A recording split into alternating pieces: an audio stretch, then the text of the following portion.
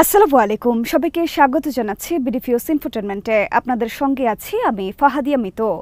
যুক্তরাষ্ট্রের বৈশ্বিক প্রভাব যেমন কমে যাচ্ছে, চীন তেমনই একটি বহুধ্রুব বিশ্বের নেতৃত্বে এগিয়ে যাচ্ছে। এমন প্রেক্ষাপটে ওয়াশিংটনের ইসরায়েল প্রীতি এই জোটের কৌশলগত পতনকে ত্বরান্বিত করছে। যুক্তরাষ্ট্র ও চীনের মধ্যকার প্রতিদ্বন্দ্বিতা ২১ শতকের ভূ রাজনীতির নির্ধারক বৈশিষ্ট্য হয়ে উঠেছে। ৩ দশক ধরে ওয়ান পোলার বিশ্ব রাজনীতি চলমান থাকার পর আমেরিকার বৈশ্বিক কর্তৃত্ব যেমন দুর্বল হয়ে পড়ছে, তেমনি অর্থনৈতিক, সামরিক ও কূটনৈতিক সফট পাওয়ার হিসেবে চীনের স্থির উত্থান বৈশ্বিক ব্যবস্থায় বড় ধরনের পরিবর্তনের ইঙ্গিত দিচ্ছে। বিস্তারিত এবারের প্রতিবেদনে।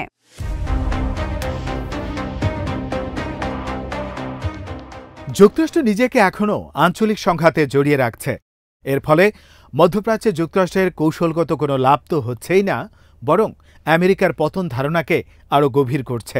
এই বিষয়টি সবচেয়ে স্পষ্ট হয়ে উঠেছে ইসরায়েলের প্রতি আমেরিকার অনসমর্থনে, বিশেষ করে ৭ই অক্টোবরের হামলার পর, যা বিশ্বের কাছে আমেরিকার ক্ষমতার বৈধতা ও জায়নবাদী প্রকল্প উভয়ের গ্রহণযোগ্যতায় মারাত্মকভাবে হ্রাস পেয়েছে।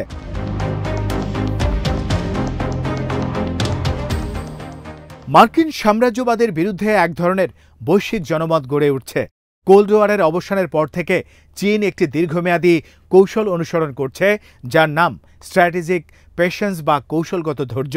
এটি একটি বহুমাত্রিক দৃষ্টিভঙ্গি, যার মধ্য দিয়ে মূলত দেশটির অর্থনৈতিক প্রবৃদ্ধি, সামরিক আধুনিকীকরণ ও বহুপাক্ষিক সম্পৃক্ততা সুনিশ্চিত করা হয়।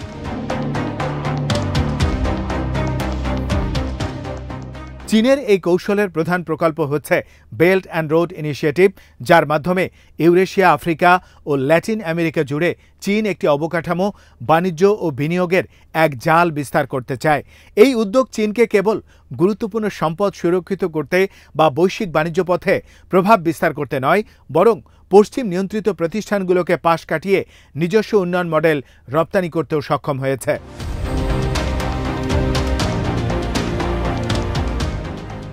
$1992 সালে চীনের জিডিপি ছিল মাত্র $367 বিলিয়ন, যুক্তরাষ্ট্রের মাত্র 6%। সে সময় যুক্তরাষ্ট্রের জিডিপি ছিল $6.52 ট্রিলিয়ন। আর বর্তমানে চীনের অর্থনীতি যুক্তরাষ্ট্রের চেয়ে 65% এগিয়ে গেছে, যার পরিমাণ 20 ট্রিলিয়ন বনাম $30 ট্রিলিয়ন। এই বিস্ফোরক প্রবৃদ্ধি চীনকে তার বিশাল সামরিক আধুনিকীকরণ কর্মসূচি চালাতে সক্ষম করেছে। যদিও চীন এখনও বৈশ্বিক সামরিক শক্তিতে যুক্তরাষ্ট্রকে ছাড়িয়ে যায়নি, তবে সে এখন আঞ্চলিকভাবে, বিশেষ করে দক্ষিণ ও পূর্ব চীন সাগরে ক্রমবর্ধমান হুমকি হিসেবে আত্মপ্রকাশ করছে।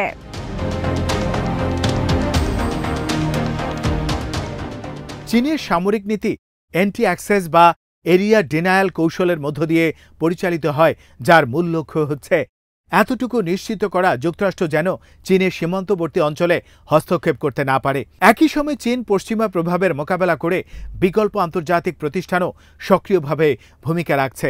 ব্রিক্স, সাংহাই কোঅপারেশন অর্গানাইজেশন এবং নিউ ডেভেলপমেন্ট ব্যাংক সহ আর্থিক সংস্থাগুলোর মাধ্যমে চীন ও তার অংশীদারেরা একটি অংশীদারিত্বমূলক জোট তৈরি করছে, যা যুক্তরাষ্ট্রের নেতৃত্বাধীন উদার আন্তর্জাতিক ব্যবস্থার আধিপত্যকে বিনাশ করে দিচ্ছে।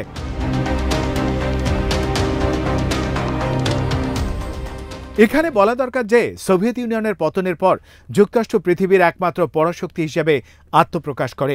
1991 সাল থেকে যুক্তরাষ্ট্রের মহাকৌশল ছিল কোনো প্রতিদ্বন্দ্বী শক্তিকে উঠে আসতে না দেয়া, বিশেষ করে পূর্ব এশিয়া, ইউরোপ এবং পারস্য উপসাগর, মধ্যপ্রাচ্যের মতো গুরুত্বপূর্ণ অঞ্চলগুলোতে মার্কিন বিরোধী কাউকে স্পেস না দেয়া।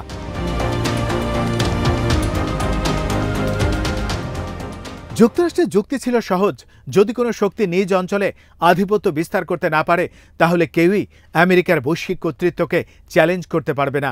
এই লক্ষ্যেই যুক্তরাষ্ট্র ইউরোপ ও পূর্ব এশিয়ায় দুটি প্রধান কৌশল অনুসরণ করে। এর একটি হল ন্যাটোকে 1991 সালে 16 সদস্য থেকে 32-এ উন্নীত করে ইউরোপে রাশিয়াকে কোণঠাসা করার চেষ্টা করা হয়।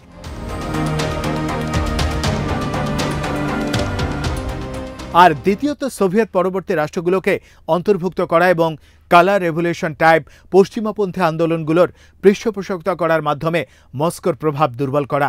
যদিও এ দুটি কৌশলে এখন পর্যন্ত ব্যর্থ হয়েছে। শুধু তাই নয়, এর ফলে যুক্তরাষ্ট্রকে বিপরীত প্রতিক্রিয়াও সহ্য করতে হয়েছে। যেমন ন্যাটো সম্প্রসারণকে অস্তিত্বের হুমকি হিসেবে দেখে রাশিয়া নিজেদের নতুন করে প্রতিষ্ঠিত করে, যার চূড়ান্ত পরিণতি হল 2022 সালের ইউক্রেন আগ্রাসন। বর্তমান ইউক্রেন যুদ্ধ ক্রমেই রাশিয়ার পক্ষে ঝুঁকে পড়ছে, অথচ পশ্চিমাদের ব্যাপক সামরিক ও অর্থনৈতিক সহায়তা সত্ত্বেও ইউক্রেনকে চূড়ান্তভাবে সহায়তা করতে পারেনি।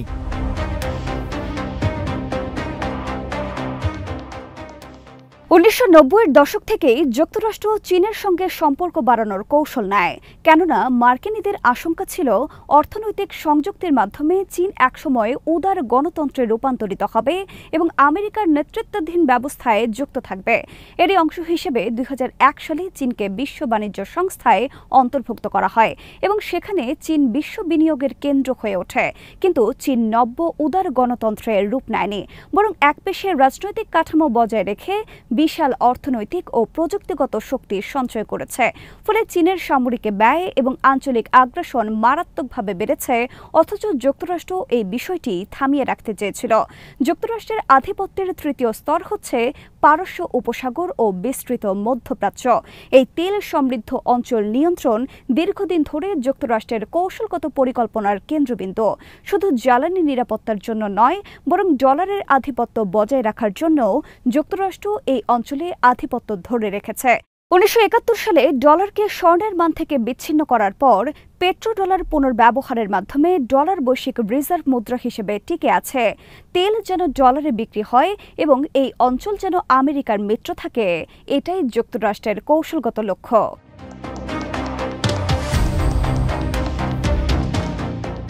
9/11-এর পর আমেরিকার পররাষ্ট্রনীতি এক আত্মবিশ্বাসী এবং অহংকারী সমাজ প্রকৌশলের দিকে মোড় নেয়।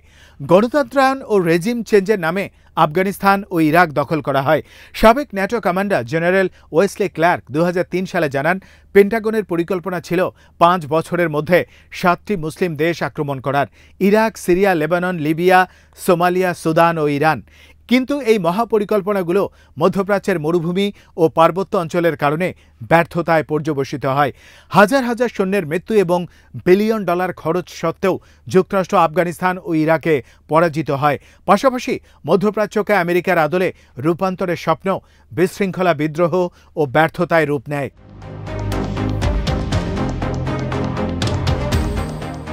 যুক্তরাষ্ট্রের মধ্যপ্রাচ্য নীতির সবচেয়ে বড় সংকট হল মার্কিন মধ্যপ্রাচ্য নীতি সবসময় ইসরায়েলের সঙ্গে এর সম্পর্ক ঘিরে আবর্তিত হয়েছে। 1967 সালে 3টি আরব রাষ্ট্রের বিরুদ্ধে ইসরায়েলের বিজয়ের পর থেকে আমেরিকান রাজনৈতিক পরিসরে ইসরায়েলকে বরাবরই একটি কৌশলগত মিত্র হিসেবে বিবেচনা করা হয়েছে। কিন্তু ইসরায়েল কেবল একটি পররাষ্ট্র নীতির বিষয় নয়, এটি আমেরিকার অভ্যন্তরীণ রাজনীতির সঙ্গেও গভীরভাবে সংযুক্ত।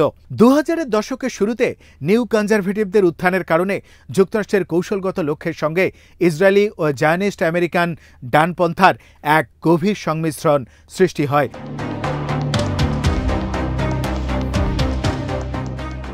2023 সালে জাতিসংঘে ইসরায়েলি প্রধানমন্ত্রী বেঞ্জামিন নেতানিয়াহুর ভাষণ ইসরায়েলের উচ্চাভিলাষকে পরিষ্কার করে তোলে। সেখানে তিনি India, middle east, Europe economic corridor বা IMECর পক্ষে কথা বলেন এবং ইসরায়েলকে বৈশ্বিক বাণিজ্য ও অবকাঠামোর কেন্দ্রবিন্দু হিসেবে তুলে ধরেন। এক্ষেত্রে তিনি ফিলিস্তিনিদের কথা পুরোপুরি অগ্রাহ্য করে যান। নেতানিয়াহুর এই বক্তব্য ইসরায়েলের কর্তৃত্ববাদী আকাঙ্ক্ষা এবং সৌদি আরব, ইন্দোনেশিয়া ও পাকিস্তানের মতো আরব ও মুসলিম রাষ্ট্রগুলোর সঙ্গে সম্পর্ক স্বাভাবিক করার প্রয়াসকে প্রতিফলিত করে। কিন্তু এই পরিকল্পনাও ভেস্তে যায় 2023 সালের 7 অক্টোবর হামাসের আল-আকসা ফ্লাডের কারণে। হামাসের এই অপারেশন ইসরায়েলের অজেয়তার ধারণাকে চূর্ণ করে দেয় এবং জায়নিস্ট প্রকল্পের জন্য একের পর এক কৌশলগত বিপর্যয় ডেকে আনে।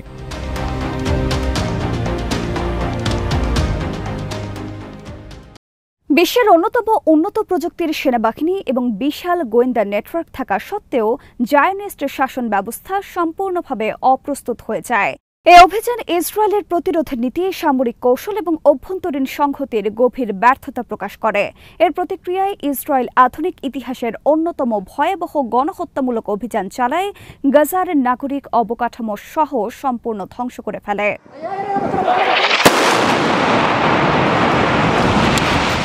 ইসরায়েলি হামলায় এই পর্যন্ত 58,000-এর বেশি ফিলিস্তিনি নিহত হন, যার 2/3 নারী ও শিশু।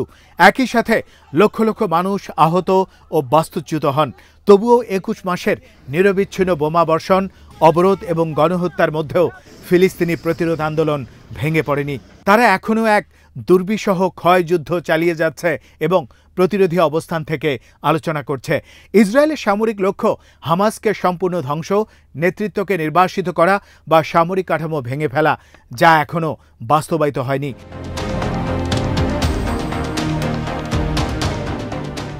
ফলে ইসরায়েল কৌশলগত সংকটে পড়েছে এবং আঞ্চলিক ভাবমূর্তিও ক্ষতিগ্রস্ত হয়েছে। সেই সাথে ইসরায়েলি গোয়েন্দা সংস্থাগুলোর বিশ্বাসযোগ্যতা নষ্ট হয়েছে। সমাজে বেড়েছে বিভক্তি, দীর্ঘ যুদ্ধ ও অর্থনৈতিক চাপে রাষ্ট্র ভেতর থেকে ভেঙে পড়ছে। আইডিএফের সামরিক মনোবল কমে গেছে। হাজার হাজার ইসরায়েলি দেশ ছেড়ে পালিয়ে যাচ্ছে বা চলে যাওয়ার প্রস্তুতি নিচ্ছে। সার্বিকভাবে যুক্তরাষ্ট্র ও ইউরোপে ইসরায়েল বিরোধী জনমত তীব্র হচ্ছে।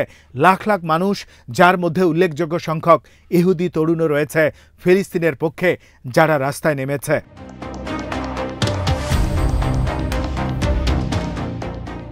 ট্রাম্পের মেক আমেরিকা গ্রেট অ্যাগেইন জাতীয়তাবাদী আন্দোলনের উত্থান, মার্কিন কৌশলগত বিশ্বাসযোগ্যতার ভাঙন, চীনের প্রতিদ্বন্দ্বী শক্তি হিসেবে আবির্ভাব এবং ইসরায়েলের প্রতিরোধ ক্ষমতার অবক্ষয়, এই 4টি বিষয় মিলে একটি নতুন বৈশ্বিক শক্তি পুনর্বিন্যাসের সুযোগ তৈরি করেছে। আরব ও মুসলিম বিশ্বের সামনে এখন এক ঐতিহাসিক সুযোগ এসেছে বিদেশি আধিপত্য ও জায়নিস্ট কর্তৃত্ব থেকে মুক্ত হওয়ার জন্য।